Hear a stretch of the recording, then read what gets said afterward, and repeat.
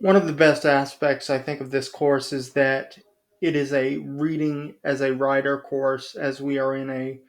uh, fiction writing or creative writing program where we can do fiction writing or poetry writing or both.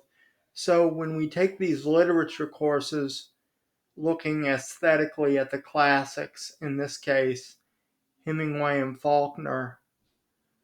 we can see what we think aesthetically works and what does not, and then we can take from each of the author of the classics what works and what does not, and put that back there.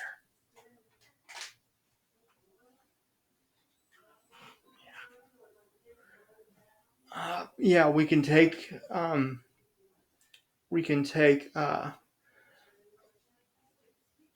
what works and what does not, and discard what does not work. Now, what does not work in our case is, of course, an aesthetic decision, which is very hard to say is empirical fact.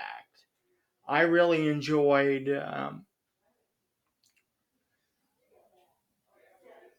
the style of Faulkner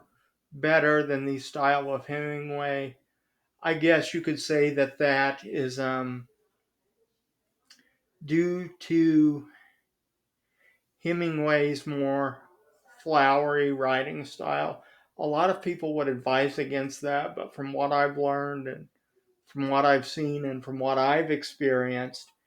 flowery style is really the only way to go because that's how you evoke emotion from the reader and from yourself, and that's how the reader becomes immersed in the world that the author is trying to create. I feel that in novels like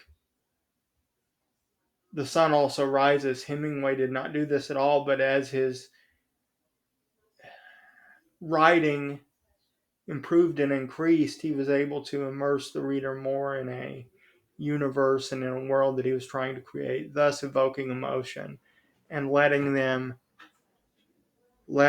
come to their own conclusions, which I think is the most important thing that an author can do. Again, show don't tell, but that also means not just using descriptive imagery and vivid imagery or graphic imagery, like literally drawing a mathematical graph, literally showing. It means not telling a person what to think about certain issues, such as the morality of war or the existence of God or what type of government is proper and what type of government is not proper.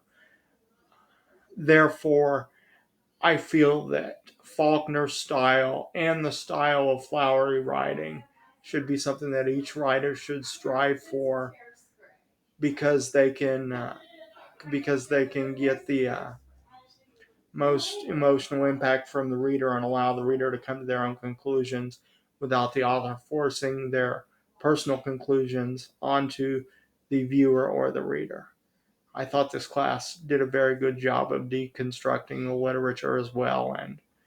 allowing us to see the two types of differences in the minimalist writing versus the flowery writing, which was the best thing we could take from this course. I thought Professor D'Souza did a great job. Thanks.